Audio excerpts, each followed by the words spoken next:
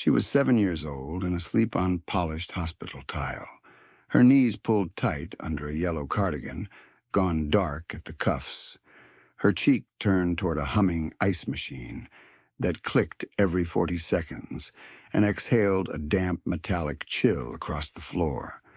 She is so small in that long corridor that the supply cart shadow nearly covers her. And the sneakers set beside her are lined heel to wall with careful symmetry, pink star Walmart canvas wiped clean with a wet paper towel and placed as if company were expected. At 2:11 on a wet Thursday in late October, the air on that floor held antiseptic, burnt coffee from a forgotten pot near intake, and rainwater dragged in from the ambulance bay by rubber soles and stretcher wheels. She did not cry. She did not ask for anyone. She slept with one hand curled around a stuffed rabbit missing its left eye. The corridor sat off a staff passage that visitors were not meant to find, a pale run of waxed tile and cinder block painted eggshell, where laminated hand-washing posters had curled at the corners, and a fluorescent tube near the linen room flickered in a patient, unending stutter that maintenance had logged and deferred 3 times. Beyond the fire door, monitors chimed in layered patterns from ICU rooms, each alarm tuned to urgency without melody, while the hospital's old HVAC pushed a dry, medicinal breath that made mouths taste like pennies. A mop bucket stood parked near a wall outlet, wringer handle up, as if the person using it had stepped away for 1 minute and never come back. Down at the far bend, where the corridor widened, near an employee lounge, the vending machine compressor kicked on and rattled, then settled, then rattled again. The girl did not move when it did. Her breathing stayed shallow and regular, a child's body conserving what it could. At 2:19, a respiratory therapist in green scrubs came through carrying 2 blood gas syringes in a kidney tray and nearly clipped the ice machine with her hip before she noticed the shape on the floor. She stopped, blinked once, and looked up and down the corridor for an adult, then set the tray on top of the machine and crouched halfway, careful not to touch, studying the rabbit, the cardigan, the shoes arranged like a lesson from another life. "Honey?" she asked. The girl did not answer. The therapist stayed there for 6 seconds, lifted her eyes toward the ICU double doors where a monitor alarm rose to a hard, steady tone, grabbed her tray, and moved on at a fast walk. Her badge clipped against the tray edge with each step until the sound disappeared around the corner. By 2:31, 2 security officers had passed in opposite directions, one with a cup of instant noodles, one with a clipboard and a radio murmuring dispatch codes that sounded like weather reports to anyone outside that system. They both slowed, both looked, both performed the same calculation that institutions teach by repetition. She must belong to someone in scrubs, someone in registration, someone delayed for 1 minute by a chart or a code or a phone call. The one with the noodles spoke first. "You got eyes on whose kid?" The other shook his head, thumb still on the radio button. "I'll circle back." He did not stop. Neither man sounded cruel. They sounded tired. Rain thickened against the high loading bay windows by 2:40, tapping tin and concrete in separate rhythms, and that sound traveled through the building's bones until it seemed to come from inside the walls themselves. On nights like that, Saint. Catherine's felt less like a hospital than a ship anchored in dark water, sealed compartments of light and beeping machinery adrift inside a city that had already gone home. The girl slept through all of it, through rolling gurneys and elevator bells and the squeal of a linen cartwheel that needed grease, through clipped conversations about potassium levels and discharge delays and bed assignments. Her cardigan hem was frayed where someone had mended it by hand with a yellow thread that did not quite match. Her rabbit's one remaining plastic eye reflected the corridor light in a small, fixed glint. She looked placed there and forgotten.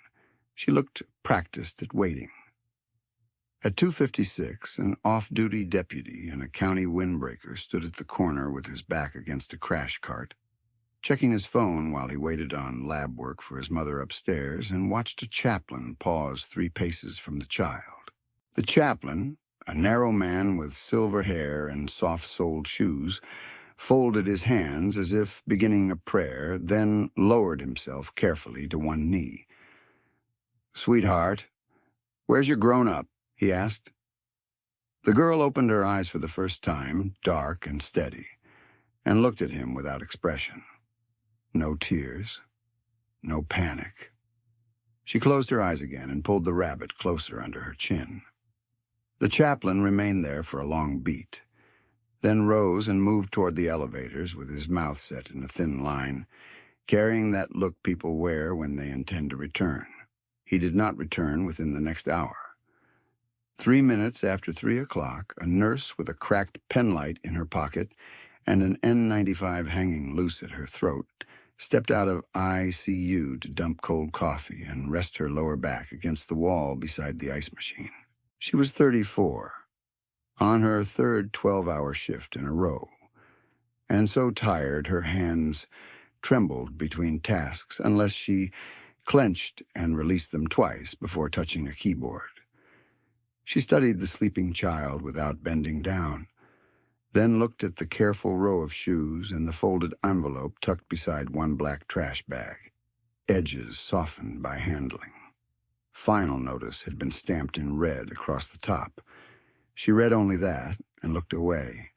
Her phone buzzed once in her scrub pocket with a reminder she had set 4 days earlier and ignored twice already, and she silenced it without reading the screen. Then she pushed off the wall, picked up a chart from the counter, and went back behind the ICU doors where 3 call lights were already flashing. By 4:12, the same corridor had been crossed by 28 more people and 1 floor cleaning machine that left a wet crescent around the place where the child lay.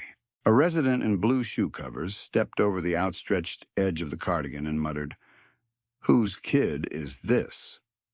to nobody in particular. A unit clerk answered from 15 feet away without looking up from her monitor. "She's with staff." Nobody verified it. At 4:39, the rain eased to a thin hiss, and the sky outside the loading bay lightened from black to deep iron, that hour when night still claims the city, but morning has started to argue. The girl woke, sat up, and put her sneakers on without standing. She tightened each lace slowly, made a careful double knot, then retied the right shoe because the loops were uneven. After that, she sat with her back against the ice machine and watched the corridor in complete silence. The sound that reached St. Catherine's first was too low to name. It came through the concrete before it came through the air, a distant mechanical pulse that seemed at first like heavy trucks on wet overpass seams, then like thunder held close to the ground and moving in formation. At 5:17 on that same Thursday, a parking attendant on the 3rd level of the hospital structure stepped to the rail and saw the first line of headlights turning off Keowee Street, 2 abreast, then 2 more, then 6, the chrome bright even under cloud and dawn drizzle. He counted 40 before he stopped counting. By 5:31, the security desk phone had rung 9 times with the same message from different voices. Motorcycles approaching from 3 directions, many of them, all marked by leather cuts and back patches that made people think of mugshots and late-night sirens and doors kicked in by mistake. Inside the lobby, a registrar who had worked mornings for 19 years stood behind bullet-resistant glass and watched them roll past the revolving door in a steady file, engines idling low, riders helmeted or bareheaded, gray beards and inked knuckles and scarred forearms visible where wet sleeves rode up. No one revved, no one shouted. They kept spacing the way trained drivers do, tires aligned, boots down in unison at each halt. That discipline made it worse for the people watching, because chaos can be dismissed as drunkenness, but order suggests intention. "Call city," the registrar said to the guard beside her. "Tell them this is a mass gathering." The guard had already called. At 5:44, the first police cruiser took position near the ambulance entrance, light bar dark, engine running.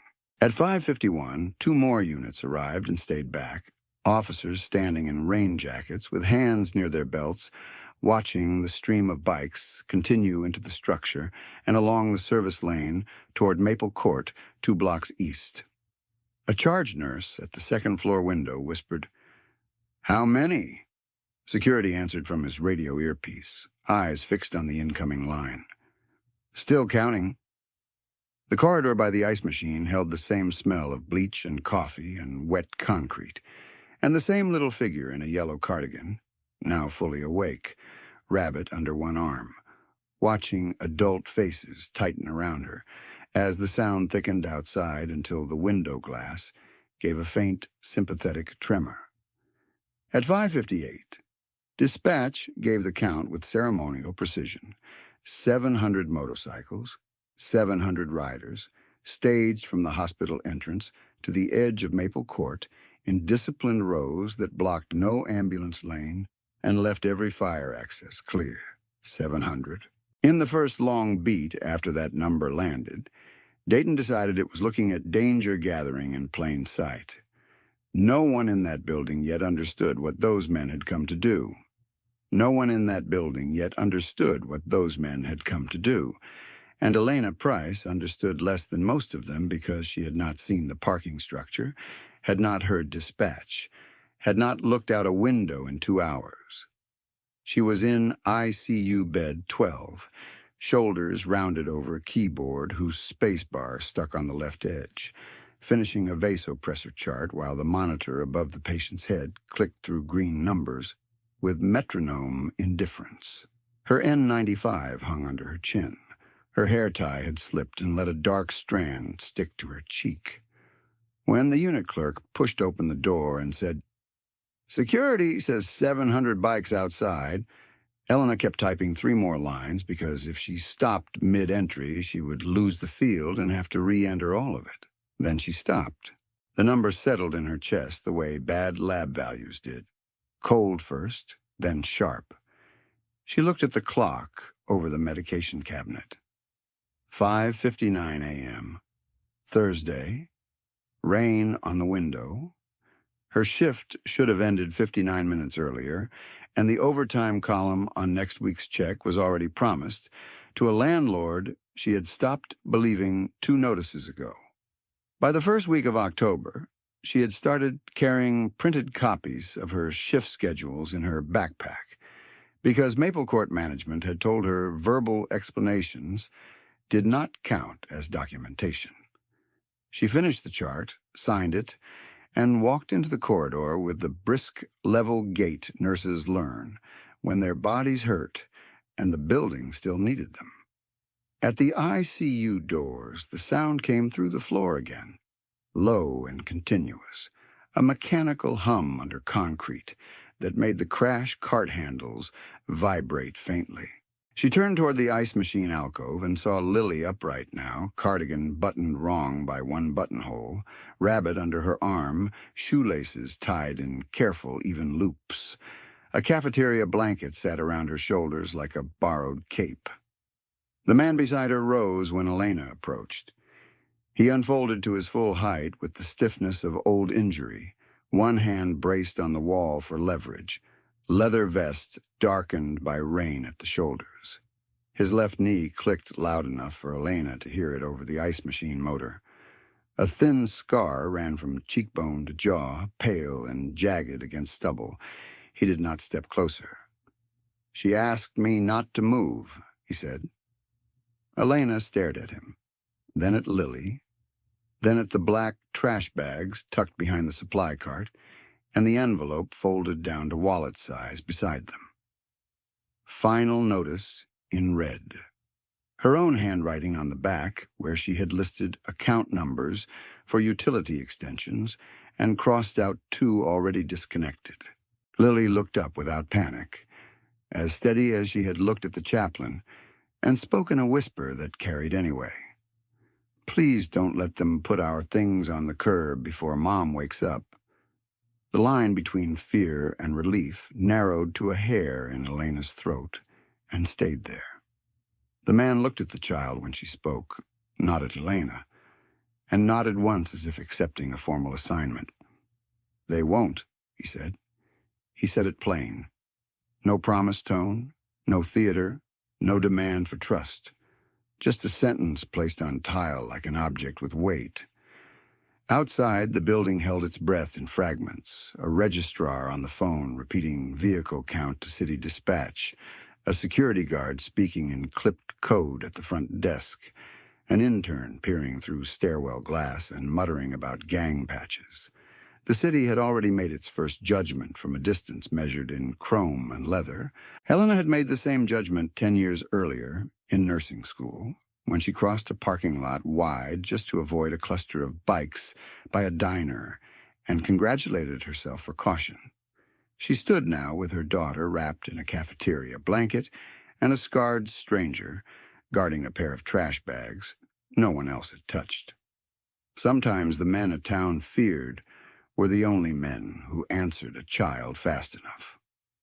A charge nurse hurried around the corner and slowed when she saw the biker. "Elena," she said, voice flat from fatigue and policy. "Administration wants all non-family visitors cleared from restricted corridors."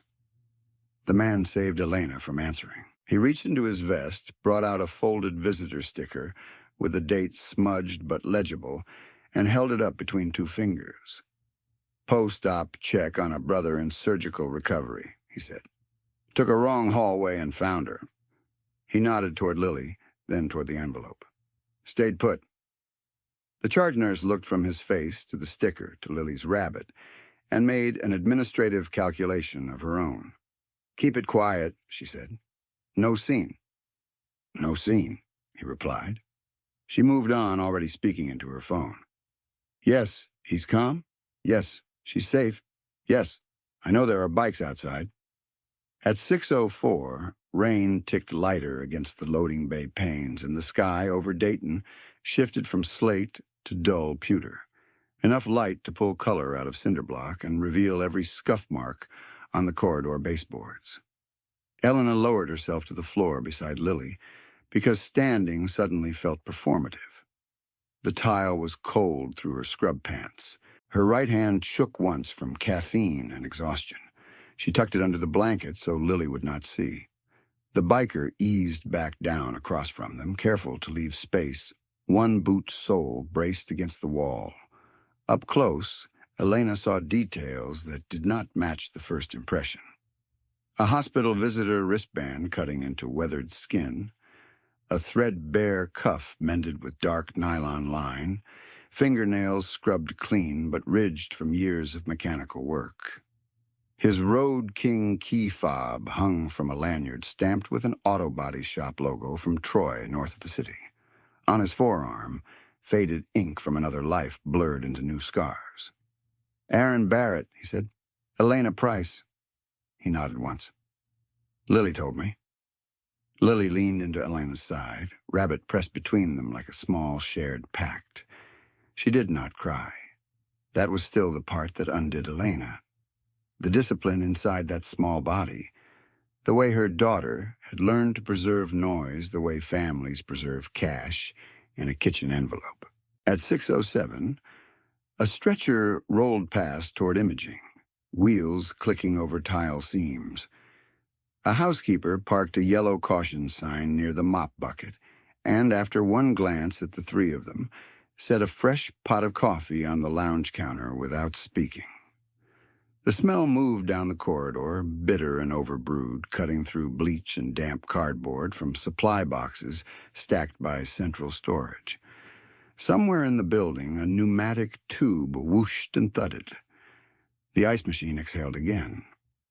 Elena heard herself ask, Why are there 700 of you here? Aaron looked toward the ceiling, listening to the engines through concrete the way some people listen for weather. Because one call went out, he said, and because this city has a habit of looking away. He did not say what the call asked for. Not yet. From the third-floor windows, street, Catherine's looked down on a map of ordinary American strain. The parking structure, painted in peeling white lines, Keowee Street slick and reflective, the laundromat across from the bus stop with half its neon letters dead, Maple Court's brick buildings 2 blocks east with dumpsters chained and lids bent by years of careless drops. In dry weather, the walk from hospital to those apartments took 9 minutes. In rain, with a tired nurse and a 7-year-old carrying a rabbit and 2 trash bags, it took longer. At 6:10, Elena stood because rounds would begin soon, and she had one final medication, reconciliation, to sign before handoff. Her spine protested, then settled. She touched Lily's hair, smoothing a knot near the temple, where someone had once cut bangs straight and careful, and then stopped having time. "I have to finish one chart," she said softly. "Then we go together." Lily nodded. He said he'd wait. Aaron answered for himself. "I'll be right here." Elena walked back through the ICU doors, and the hospital resumed its minute-by-minute machinery around her. But the hum beneath the building had changed from threat to structure. Outside, rows of riders idled in disciplined lines that left ambulance access clear to the inch. Inside, nurses carried med cups, respiratory therapists changed tubing. Residents dictated notes into phones with cracked screens, and no one fully agreed yet on what they were witnessing. That disagreement sat in every hallway glance. The men in leather were either the danger or the barrier against it, and the city had not reached consensus.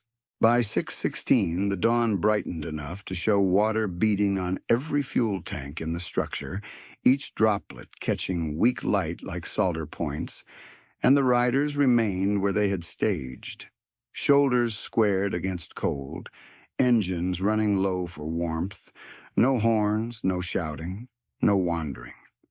A few had thermoses clipped to saddlebags with bungee cords. One passed a paper cup down a row without dismounting. Their cuts were old and sun-faded, patches stitched and restitched at the edges, names arched over club colors in thread gone dull from rain and miles. The rhythm of idling V-twins layered into a single physical presence, something felt along sternum and spine more than heard with ears. Maple Court at that same hour smelled like wet mulch, fryer grease drifting from a diner exhaust 2 streets over, and the mineral odor of soaked brick. The management office light was on. A lockout packet lay on the desk under a plastic paperweight shaped like a sailboat, pages clipped and time-stamped for Monday enforcement, with Elena's unit highlighted in yellow marker and a handwritten note in blue ink, "Tenant advised final." In the hallway outside, a corkboard held flyers for tenant assistance. 3 months old, edges curled, one number disconnected, and another redirecting callers to a voicemail box that was full by the second ring. 3 days earlier, Elena had stood at that same office counter in damp scrubs after a night shift and submitted her hardship request with payroll stubs attached by a rusty staple. 19 days had passed since her first written appeal. She had received no answer except automated emails and a paper notice, taped crooked to her apartment door while neighbors watched from behind blinds and kept their hands at their sides. 17 residents had seen the notice go up that morning: a retired bus driver watering a spider plant, 2 brothers smoking under the stairwell overhang, a woman in a state university sweatshirt carrying groceries in reusable bags, the building handyman on break by the dumpster, and no one intervened because modern, poverty-trained people to catalog each other quietly and protect their own lease first. Back in St. Catherine's corridor, Lily retied her left lace for symmetry and rested her rabbit against the trash bag, as if giving it a seat. Aaron stayed seated across from her, forearms on his knees, watching traffic through the hall with the same alert stillness he used at four-way stops on wet roads. He had ridden in at 1:52 for a post-op check and found himself in a passage.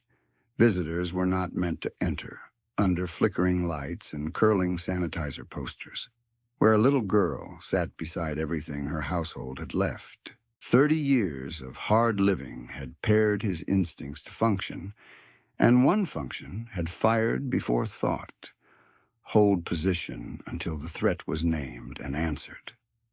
A young resident paused near the ice machine, stethoscope bouncing against his chest. "Sir," he said to Aaron, polite but strained, "security might ask you to relocate." Aaron nodded toward Lily without looking away from the resident. "When her mother walks out, I walk out." The resident opened his mouth, closed it, and continued down the corridor at a faster pace. At 6:22, Elena returned from ICU with discharge papers in one hand and her backpack in the other, canvas darkened at the bottom from old rain. She set the papers on top of the larger trash bag, slid the straps of the pack onto both shoulders, and looked once toward the window where engine noise rolled through glass like distant weather that had decided to stay. She met Aaron's eyes, then Lily's, and gave the smallest nod. In that nod sat fatigue, worry, and the practical arithmetic of a working mother who had no reserve left except motion. The morning in Dayton remained gray and wet. The hospital smelled of antiseptic and burnt coffee, and 700 riders waited in exact rows for instructions that had not yet been spoken in public. Elena's nod held for a second, then Aaron stood and took the heavier trash bag without asking, fingers closing around the knotted drawstring with the automatic care of a man who had carried more weight than luggage through narrow places. Lily rose beside him and adjusted the rabbit under her arm. The corridor lights hummed. A security radio cracked near the stairwell, then went silent again. They made it 5 steps toward the service elevator before a supervisor in Navy scrubs lifted a palm and told them to hold while administration cleared a route that would not cross ambulance intake. They stopped by the linen alcove. Aaron set the bag down gently, as if there were glass inside. Helena looked at him for a long beat, seeing him now with enough stillness to separate outline from detail. Rain-dark leather, old ink blurred by time, a hospital visitor sticker smudged at the edge, and that scar on his cheek that looked less like a mark from one event than a seam from several lives, stitched together badly and left to heal in open air. "You said your name," she said. "Tell me who you are." He watched the elevator indicator without speaking until the number changed from 3 to 2. "Aaron Barrett," he said again. 48, Troy Side, Road King, 2006 model, 118,000 on the odometer, and about 5,000 of those on a bad knee. His mouth moved once, not quite a smile. "Body shop weekdays when they've got insurance work. Club work when they don't." The elevator dinged and stayed on 2. No one got out. At 6:24, while rain slid in thin threads down the narrow window by Central Supply, he gave her the rest, in the same plain cadence he had used for promises, not dressing any of it as confession and not trying to make it smaller than it was. He had gone into the Army at 19 because Moraine had shut another line at the plant, and his father's overtime vanished with it. He ended up stateside, and then in Kuwait months later on a cleanup rotation, where old metal still waited under sand, and men walked with probes before they walked with boots. And one morning a crate shifted wrong. a buried fragment punched through steel and flesh, and his left knee never stopped clicking after that. Nobody called it combat, which meant nobody said the right words when the pain woke him or when his temper started arriving before thought. He came home with a brace, a duffel, and a stack of forms that treated injury like bookkeeping. He tried ordinary life with the seriousness of a man trying not to drown. Forklift certification, night shift at a warehouse off I-75, marriage at 26 to a woman who loved him, before she understood the ways a man could leave a room without moving his feet. A son born in March, small fists, dark eyes, lungs that announced every need without apology. For a while, the routine held. Then overtime turned to layoffs. The knee worsened, pills became whiskey, became both, and one Friday in a bar with a neon beer sign buzzing over the dartboard, a bottle came up in someone's hand. Aaron answered with his own hand, and the next memory that stayed clean was county intake and a public defender using the phrase favorable plea as if there were anything favorable, about 18 months away from a 5-year-old boy. He did the time. He counted it in seasons, not calendars. Winter heat that never reached the corners of the block. Summer air thick as wet wool. Men who survived by flattening themselves into routine until routine replaced personality. He came out quieter and more abrupt at once, a combination people read as threat because it often was. His marriage lasted 2 more years under the strain of late bills, anger management classes he attended, and then mocked and then attended again, and custody exchanges in parking lots where everyone kept their hands visible. The divorce finalized in 2011. By 2019, his son had stopped answering calls. 7 years without hearing his voice had trained Aaron to leave messages that sounded like weather reports. I'm okay. Bike's running. Hope your work is steady. Elena listened with Lily tucked against her hip, and the elevator indicator dropped from 2 to 1, then paused again. Aaron kept his eyes on the doors, but his voice shifted when he spoke about the club. Less hardness and more structure, as if he were naming tools he trusted. They had not saved him in the polished sense people put in pamphlets. They had given him rules, rotes, and consequences. Show up when called. Ride sober. Keep your word, especially when keeping it costs money. If a family was cornered, the club stood where the corner narrowed. He had failed often and publicly, and those men knew every file and scar of it. But they measured him by what he did at 2 a.m. when no one clapped. That's what you're seeing outside, he said. Not saints, not theater, just men who answer. A nurse from telemetry. Dana Morrow, 39 years old and 13 years into nights, rounded the corner carrying a portable monitor and slowed when she recognized Aaron's cut. Her brother had worn one before liver failure, took him at 42, and she had spent a decade flattening that grief into judgment because judgment was easier to carry at work than grief. She looked at Lily, then at the bags, then at Elena's face, and set the monitor card against the wall. Service, elevator is clear now, she said. I'll walk you to the loading corridor. Her voice had changed by half a degree, almost too slight to hear, but enough. They moved as a small line through the hospital's back arteries, past nutrition services where steam from dishwashers fogged the glass, past an office with a dead ficus and a corkboard of employee notices, past the cage storage room where old IV pumps sat tagged and waiting on parts. Shoes squeaked on waxed tile. The bags rustled softly with each step. Near the stairwell, Dana pressed a badge to a sensor and held the door. I thought this was going to be a problem, she said to no one in particular. Looks like I was wrong. Aaron did not answer. He was listening to the engines through block walls, counting pulse and spacing the way he counted distance at highway speed. By the time they reached the dim service corridor that opened toward the ambulance bay, Elena asked the question that had been waiting since 5:58. "How did you find her in there?" she said. "That hallway isn't even marked for visitors."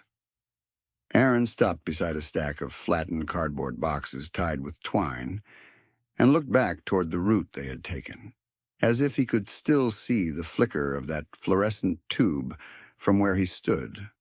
When he spoke, his tone did not turn dramatic. It tightened into exactness. He had come in at 1:52 a.m. for a post-op check on Rick Dalton, club vice president, gallbladder surgery that should have been outpatient but turned complicated by blood pressure drift. Surgical recovery was on 2. A temporary sign had been taped over an older arrow near the elevators, ink smeared where someone's wet sleeve had brushed it. He followed it left, then right, and ended up in a passage with supply carts parked nose to tail and sanitizer posters dated 2 years back. The smell there was bleach undercut by wet cardboard and old coffee. His knee clicked loud in the quiet. He nearly turned around when something small and bright at floor level caught his eye under a cartwheel. Pink star on cheap canvas. He stepped closer and saw both shoes first, lined heel to wall with almost ceremonial care. Then the edge of a yellow cardigan. Then the black trash bags, tied and upright like they had been packed by someone trying to look organized while a clock ran down. Lily sat between them with her back to cinder block, rabbit under one elbow, envelope in her lap folded and refolded until the paper had gone soft at the seams. Final notice, in red across the top, visible even in that bad light. She looked at him once, calm and direct, then at his vest, then at his hands, as if running an inventory of risk. He had learned to trust the body's warning before the mind assembled facts.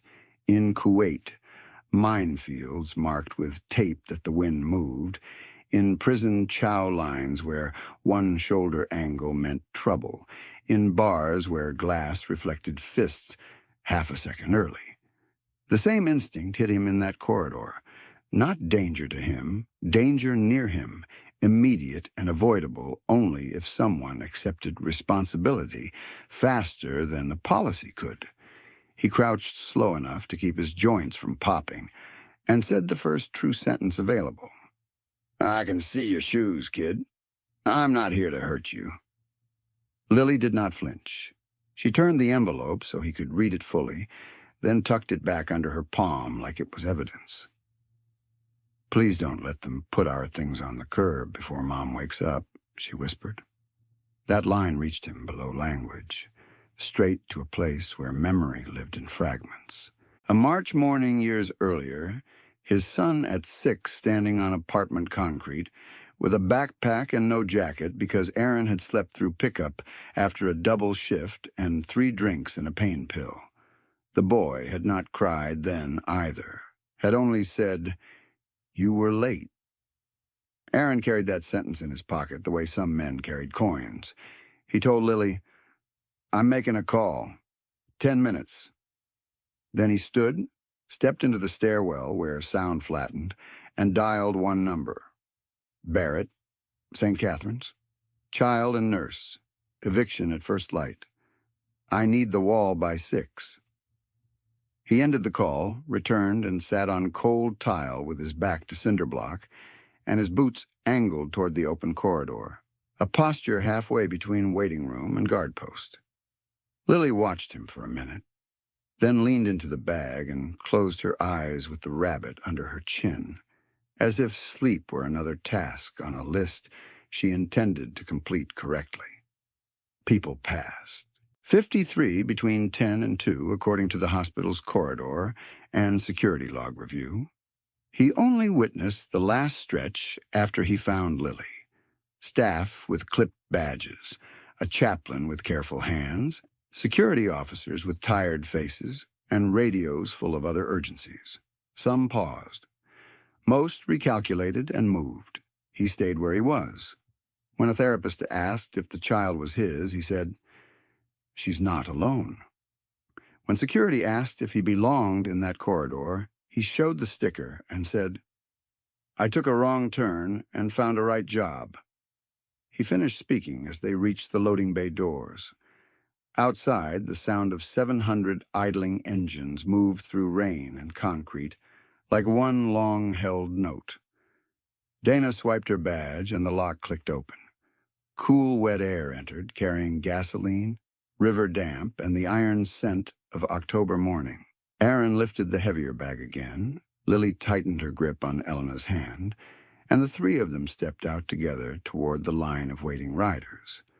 Rain met them at the threshold in a fine, needling sheet, and the sound of idling engines widened as the loading bay door closed behind them, no longer muffled by cinder block and steel, but present in the sternum, in the teeth, in the shallow space between one breath and the next. Riders stood where painted arrows marked ambulance lanes, boots planted just outside the stripes, each man keeping to his line with a precision that looked almost military from a distance and almost tender up close, because they had left clear passage for stretchers, for wheelchairs, for the people who still believed they were an interruption. Aaron shifted the trash bag higher on his shoulder and guided Elena and Lily through a lane that opened without words as bikes rolled half a tire width backs. At 6:27, Security Captain Morris stepped out under the awning with a radio clipped to his chest and a rain hood pushed back, face pale from a morning that had outrun procedure. He had worked hospital security for 14 years and still wore his old city badge on a key ring, like a relic from a life with cleaner boundaries. And now he stood between police cruisers idling at the curb and 700 riders he had expected to disperse when told. He looked at Aaron, then at Lily's cardigan and rabbit, then at Elena's hospital badge still pinned crooked after 3 shifts. "We're documenting everyone who moved through that corridor," he said. Administration asked for a sequence. Aaron waited. Morris glanced at the clipboard in his hand, rain flecking the paper.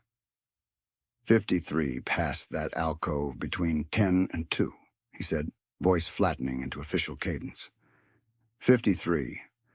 1 respiratory therapist, 1 chaplain, 2 security officers, 1 off-duty deputy, 3 residents, 12 nurses, 6 transport staff, 4 environmental services workers, 2 attending physicians, 21 others in mixed roles. He swallowed once and looked down at the next line. No formal child welfare alert was logged until after your call chain started. The indictment landed harder because it was read like inventory. Dana Morrow came down the ramp from the side door with a stack of clean blankets over one arm, stopped beside Morris, and added what his form did not carry. 17 people at Maple Court saw the notice go up yesterday morning, she said. 17. A retired bus driver, 2 brothers under stair cover, a woman with grocery bags, the building handyman, 3 parents walking kids to the stop. Everyone watched the manager staple that paper to her door. Her mouth tightened. Nobody knocked. Elena did not answer. Her jaw set and stayed set, and she placed her palm on Lily's shoulder with the cautious pressure of a person reminding herself of what was still here. Lily watched adults speak around her with that same silence Aaron had seen in the corridor, her rabbit's missing eye turned outward, one small shoe already damp, dark at the toe. Across the lot, 2 patrol officers stood under a dripping maple and listened to dispatch through shoulder mics. Neither officer moved in. They were waiting for conduct, not appearance, and conduct had given them little to work with. No blocked emergency access, no raised voices, no one advancing where they were asked to hold. One of them looked over at Lily and then away, as if contact itself might carry obligation he did not know where to place. Aaron shifted his stance to keep rain off the child and listened to the numbers settle where old guilt lived. 53 in one hallway, 17 at one apartment complex. 19 days of ignored hardship requests filed through channels designed to metabolize urgency into queue order. The city had done what cities did when pain arrived in small clothes and quiet posture. It had turned its face to policy and kept moving. Sometimes the loudest failure was administrative silence. A hospital vice administrator, Claire Donnelly, hurried out under a black umbrella held by an intern and stopped short when she saw the riders lined to the curb in disciplined rows. She was 46, 6 years in that role, known for precise memos and a refusal to sign anything without legal review. And she had left Elena's written reinstatement requests in pending status, long enough for the Monday lockout clock to keep running. Now she looked at Elena directly for the first time in weeks. "Ms. Price," she said, formal even now. "We need to discuss internal process once immediate housing is stabilized." Elena's laugh never arrived, but the shape of it crossed her face and vanished. "Process has had 19 days, she said. "My daughter had a floor?" Claire's umbrella trembled once in her grip. She nodded, stepped back, and made room when another rider rolled his bike 2 feet to widen the lane without being asked. By 6:31, rain had thinned to mist, and dawn light had sharpened the edges of every parked bike, chrome bright under a sky the color of brushed steel, while the community that had looked away began to gather at distances it considered safe. A lab tech in a disposable cap watched from the skywalk. 2 Maple Court tenants stood under the laundromat overhang across Kiowa Street and pretended to check their phones.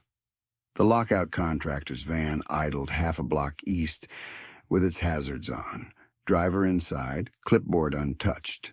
Lily tugged Elena's scrub hem and looked up at Aaron instead. He bent slightly to hear her because the engine sat low and constant and because children who whispered expected adults to meet them halfway. "Do they all know me?" she whispered. It was a small sentence, almost practical, but it carried the weight of every unseen hour behind it. Corridor tile, folded notice, shoes lined straight, waiting without complaint because complaint had not produced help before. Aaron shook his head. "They know enough," he said. She studied the rows of men in wet leather, gray beards, scarred hands, and patches faded by sun and time, then looked back to Maple Court's brick blocks at the edge of sight.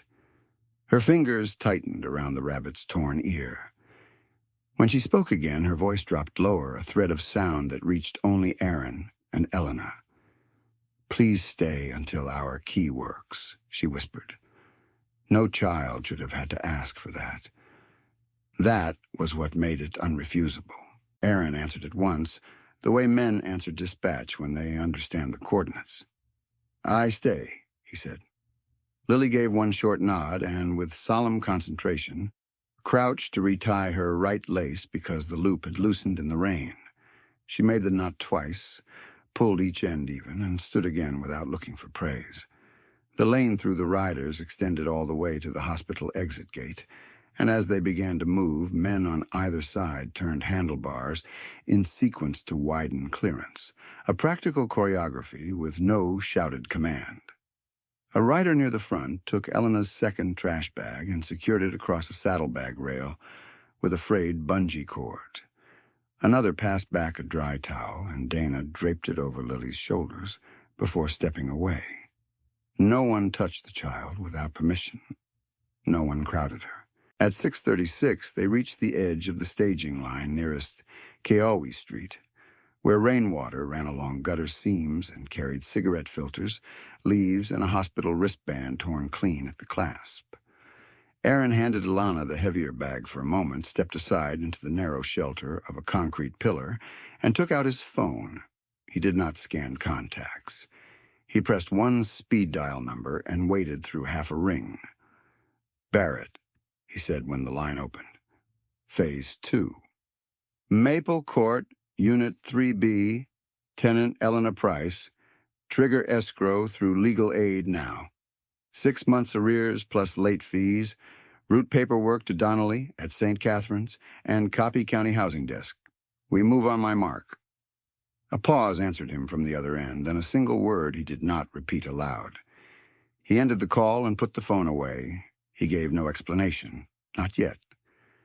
The riders nearest him watched his face, not his hands. He lifted 2 fingers chest high, then closed his fist. It was a small signal, old club shorthand, and it moved down the line faster than speech. Helmets lowered, kickstands up, spacing adjusted in precise increments. Engines deepened from idle to ready, still controlled, still lane-safe, a mechanical tide-gathering shape. Elena looked from Aaron to the line of bikes now settling into formation, pointed toward Maple Court's east entrance, where the lockout packet waited under a plastic sailboat paperweight and a manager who had expected an unobserved morning. Her exhaustion had not lifted, but it changed character. It was no longer the exhaustion of solitary arithmetic. It was shared load, distributed across 700 machines and the men astride them.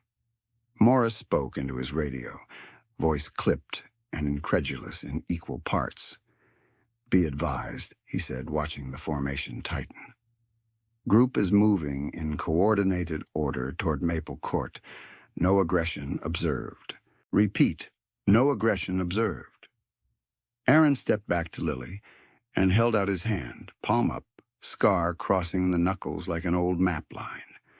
She placed her small hand inside it without ceremony. The rabbit stayed tucked under her left arm, one ear trailing against her cardigan sleeve.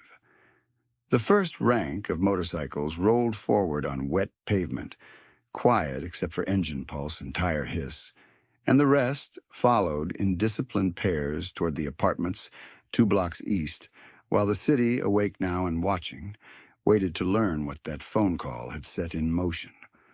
The sound went ahead of them down Keowee Street, rolling along storefront glass and bus stop metal before the first front tire reached the intersection, and people who had not looked up for sirens looked up for this because it traveled lower, steadier, less like emergency and more like weather arriving with intention. Rainwater shivered in the gutter as the lead pair crossed on green. Then the next pair, then the next, each bike holding the same measured gap. Engines tuned differently, but locked to one shared tempo that could be felt through shoe soles on wet concrete. Elena walked inside the moving corridor with Lily at her right side and Aaron at her left, and the vibration came up through her shins each time the formation slowed and tightened, as physical as a second pulse. At 6:38 on that Thursday morning, Maple Court heard them before anyone at Maple Court saw them. Window blinds lifted in narrow increments. The lockout contractor in the idling van sat straighter, cut his hazards, then turned them back on when the rumble deepened and did not pass. In the management office, Denise Talbot, property manager for 6 years and keeper of 3-ring binders no tenant ever saw, looked up from a printed lockout packet when the sailboat paperweight trembled in place and made a thin tapping sound against the desk. She moved to the door with her phone in hand, stopped under the awning, and listened while the noise grew from distant to immediate without ever tipping into chaos. The first motorcycles appeared at the east entrance in disciplined pairs, headlamps pale in mist, chrome bright against soaked brick. They did not surge.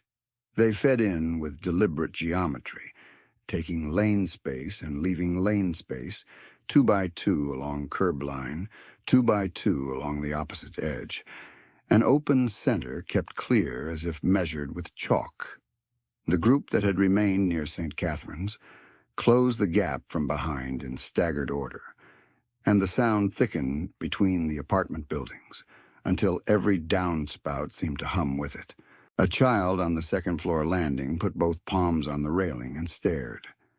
An older man in a cardinal's cap stepped back from the stairwell, removed his cigarette, and held it at his side without taking another drag. Morris's radio voice came through 2 patrol car speakers and 1 hospital channel, patched to city frequency, flat and unmistakable. Count confirmed at Maple Court staging. 700 motorcycles, 700 riders, ambulance lanes unaffected, public roadway passable. He repeated it once, each number separated cleanly, like evidence entered into record. 700. 700. By then, the full line could be seen from the laundromat corner to Building C's dumpster gate. Not bunched, not wandering, not theatrical, just held. Elena had spent 19 days writing requests that disappeared into queue folders and automated replies. She had never seen a response arrive in under an hour, much less in formation. Aaron lifted 2 fingers once at shoulder height, and the riders nearest the center aisle answered with small shifts. Handlebars turned 5 degrees outward, boots repositioned, spacing widened to allow 1 person carrying bags, then a second person carrying a child's backpack, then a third person with a legal envelope zipped into a waterproof pouch. No shouted commands moved through the line. Signals moved by habit. The engine note dropped and rose in small, coordinated adjustments as each row set its place. Lily watched all of it with her rabbit tucked under her arm and her cardigan darkening where rain caught the shoulders. They reached Building 3 with the unit numbers stenciled in white over chipped black paint. 3B sat midway down the exterior walkway, its deadbolt still intact. Eviction notice gone from the doorframe because Elena had folded it into the trash bag hours earlier, tape residue left behind in a ragged rectangle. The lockout contractor climbed out of his van holding a clipboard against his chest, looked at the riders, looked at the apartment number, and stepped back inside the van without closing the door. He kept the engine running. A squad of 8 riders peeled left and stopped along the footpath from parking lot to stairwell. Front wheels angled out for clearance. 8 more took position at the breezeway mouth. 12 held curbside where residents usually lined up trash bins on pickup days. No one blocked fire exits. No one touched the contractor's vehicle. They made a perimeter by subtraction, removing access points that would have forced Elena and Lily into open exposure while leaving all neutral movement intact. It looked less like intimidation than traffic engineering done by men with scarred hands. The rumble did not vanish when the bike stopped. It settled into a floor, a low mechanical layer under rain drip and distant freeway hiss, steady enough that Lily leaned slightly toward Aaron and then stopped leaning when she realized she had done it. He did not comment. He set the heavier bag down just inside the dry strip beneath the second-floor overhang and checked the stair angle, the railing width, the distance from curb to unit door. Practical distances, lift and carry distances. At 6:44, a gray hatchback with Montgomery County legal aid, decals turned into Maple Court, and was waved through the center lane by a rider in a rain-dark denim vest. A woman in a charcoal coat stepped out carrying a hard case and a stack of forms under a plastic sleeve. Her name badge read Priya Nance, staff attorney. Behind her came a compact man with a shaved head and wire-frame glasses. Club treasurer Tom Greeley, holding a cashier's check envelope and a folder tabbed escrow. They walked straight to the management office without haste. Denise Talbot opened the door before they reached it and said, "This is private property." Priya handed over a card and replied, "This is a tenancy enforcement review with funds in hand and witnesses present." She did not raise her voice. Aaron stayed with Elena and Lily at the base of the stairs until Priya signaled from the office window that paperwork had begun. Then the second phase moved. Riders dismounted in assigned pairs and formed the wall.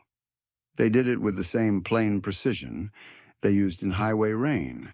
One line facing outward along the lot edge, one line facing inward along the stair run, and walkway rail. Shoulder intervals even, hands visible, feet planted clear of pedestrian flow. The outer line handled vehicle approach by presence alone, guiding resident cars around the block with simple palm gestures and open lanes.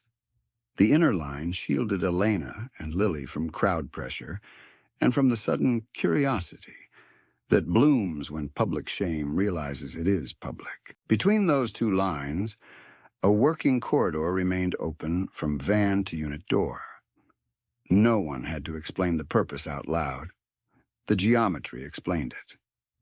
Dana arrived on foot from the hospital 10 minutes later, scrub pants wet to the calf, carrying 3 flattened moving boxes and a roll of packing tape in her tote. She looked once at the rows of riders, then at Elena. "I brought what Central Supply could spare," she said. Elena nodded and took the boxes with both hands, as if receiving something fragile. A retired bus driver from Building 2A appeared behind Dana with a dolly and kept his eyes down until Aaron met them. Then he cleared his throat and said, "If you need another trip." "I can do another trip," Aaron answered. "We do," and the man set the dolly by the stair base without another word. By 6:56, 2 more neighbors stepped in with practical offerings that asked forgiveness without naming it. One brought contractor bags, one brought shelf-stable groceries in a laundry basket with a cracked handle. They handed items to the inner line, not directly to Elena, and the line passed everything inward hand to hand until it reached the dry strip by 3B. The wall held shape, while supplies moved through it. Residents who wanted to watch from close range found only backs in leather and a clear request conveyed by posture. "Give the child room." Elena unlocked 3B with fingers that shook once, then steadied on the second try. The key turned.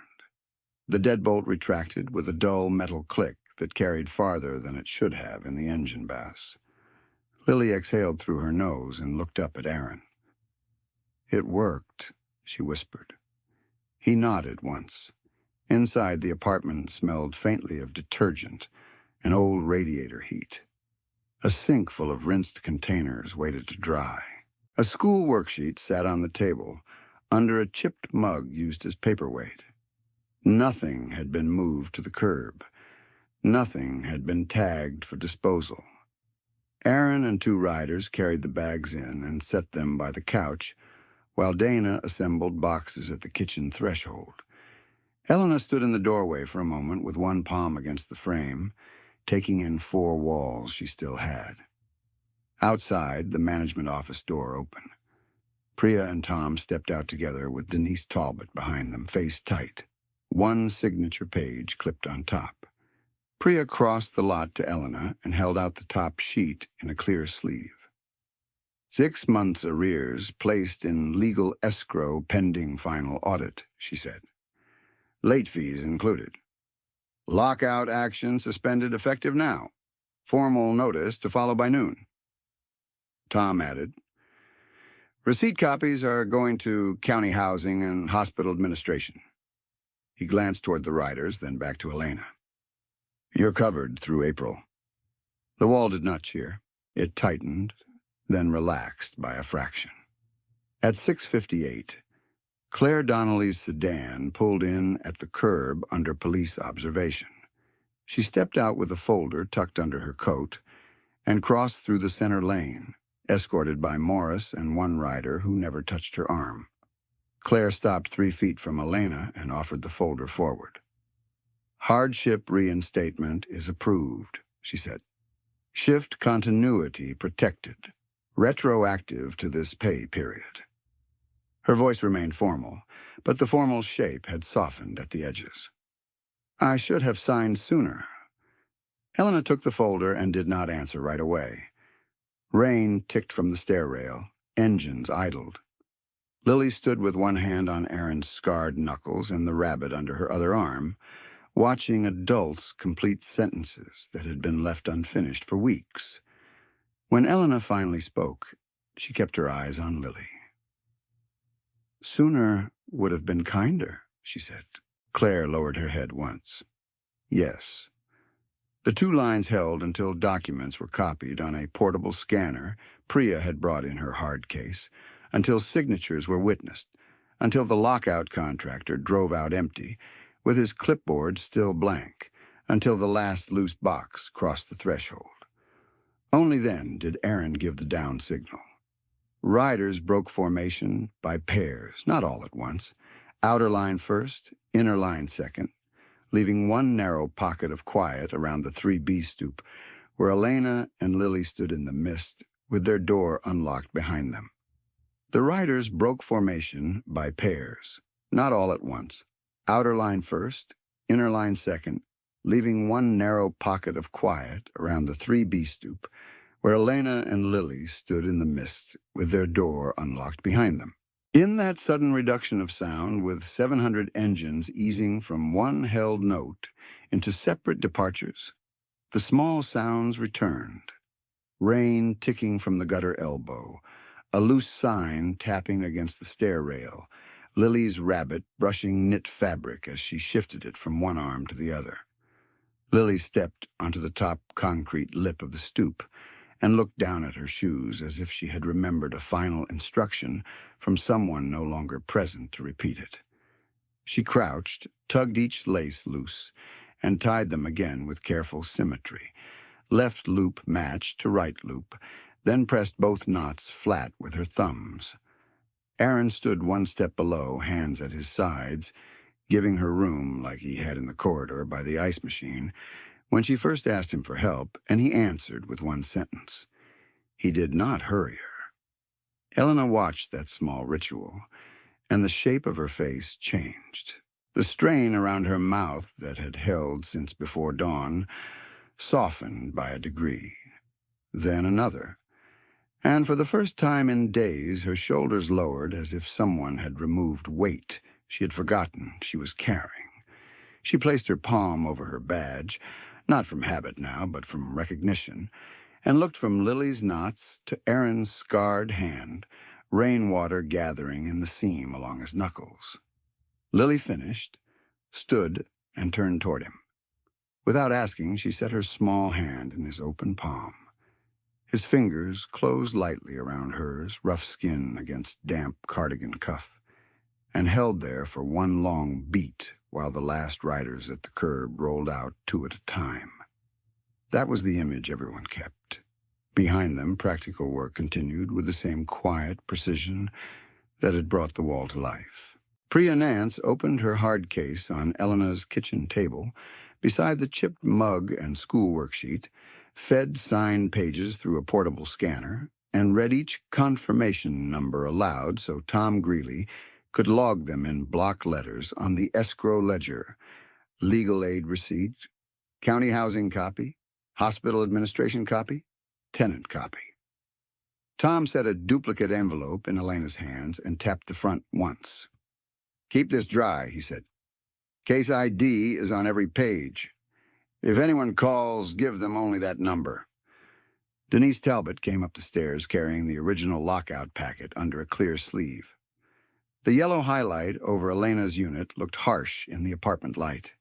She removed a red enforcement tab from the top clip, wrote void across page 1 with a black marker from her coat pocket, and signed beneath it with a date and timestamp from her phone. She did not attempt apology language she could not support in action. She held the page out to Elena and said, "The packet is canceled in system and on paper. Your ledger now shows current through April 30th. Elena nodded once and accepted the sleeve. At 7:06, Captain Morris arrived at 3B with his rain hood down and a thin stack of printouts protected under his jacket.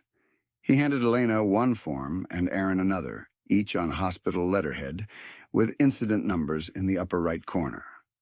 "Child welfare alert is now formally logged," he said.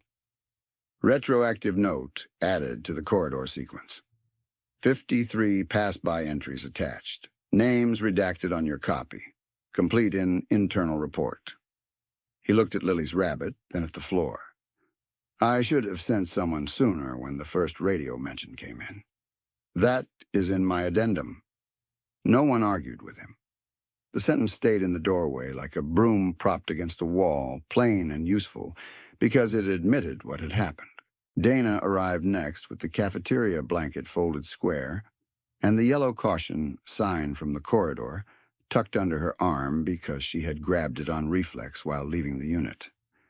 Housekeeping wanted this back, she said, then set both items by the door and glanced at Aaron. I put in the maintenance ticket myself for that flickering fluorescent by Central Supply. Priority code this time. Not deferred. She hesitated, then added, Mop bucket's gone, too. Hallway looks like someone actually noticed it. Aaron gave a short nod. Good. The off-duty deputy, who had waited on lab work in the night, appeared at the bottom of the stairs with his county windbreaker zipped to the chin. He remained one step back from the rail and took off his cap before speaking. I saw her there, he said, eyes on Elena because he could not meet Lily's. I told myself staff had it handled. He swallowed once. I filed a witness statement with Morris before shift change. If you need it for any hearing, it's yours. He replaced his cap and left without waiting for absolution. The chaplain never came back to the corridor after kneeling beside Lily, and by noon no one in administration could say where he had gone when the elevators closed on him. Inside 3B, every physical piece of the night found a place. The 2 black trash bags were opened on the living room rug and sorted into keep, wash, and discard. The folded final notice went into Priya's evidence sleeve with the envelope crease marks visible at each corner. Lily placed the one-eyed rabbit on the couch arm, then moved it to the chair by the window, then finally carried it to her own bed and set it against the pillow with care.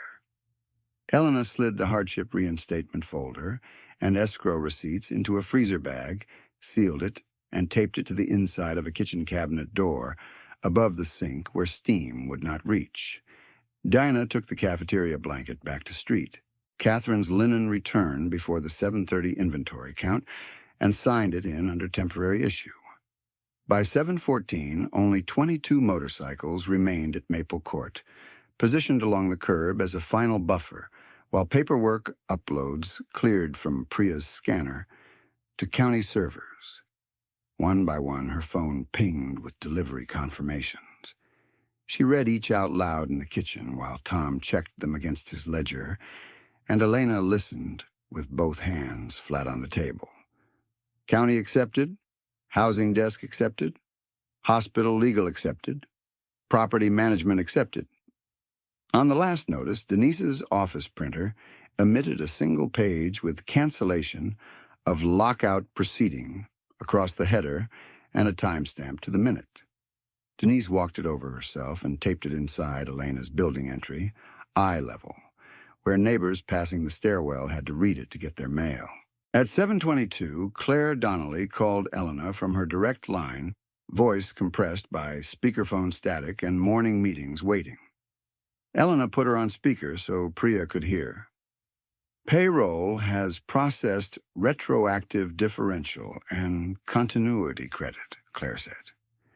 Deposit confirmation should post by 3 p.m. I have also signed emergency childcare access for on-shift staff, effective Monday. She paused. This should have been active before today. Priya asked for the policy number. Claire read it twice. Tom wrote it down. The call ended. That thread closed. Aaron stood near the doorway while these final confirmations moved through wires and signatures, present but not central, hat in his hands now, rain darkening the brim. He looked out toward the lot where the remaining riders waited, engines off for the first time all morning, men leaning against saddlebags and speaking in low voices about Rote's home and shop hours and who needed coffee before I-70. He checked his phone once. A message from Rick Dalton in post-op recovery had arrived at 7:18. You still in the building? Heard the rumble through morphine. Aaron typed back with one thumb. All handled. Rest. When Priya packed her scanner and Tom sealed the ledger copies, Aaron stepped onto the stoop and called 2 names to hold final watch until full daylight traffic replaced uncertainty. The last 22 riders started engines in staggered sequence, sound rising through wet brick and then thinning as they turned out in staggered twos. No horns, no parting theater. Work completed, lanes cleared. He turned back before mounting his own bike. Elena met him at the threshold with Lily pressed against her leg and the rabbit tucked under one arm. You said they know enough? Elena said quietly. What did they know? Aaron looked at Lily first. That she asked for a key that worked, he said. That was enough. He extended his hand again, palm up. Lily placed her hand in it for a second time, smaller than his by half a lifetime, and he squeezed once before letting go. She retied her right lace once more, careful double knot, then straightened and stepped inside her doorway. Sometimes the city mislabels danger so thoroughly that help has to arrive from the people it was taught to fear, and the correction is not loud. It is a child on a dry stoop at 7:31 a.m., hand briefly in a scarred hand, while the key turns and keeps turning.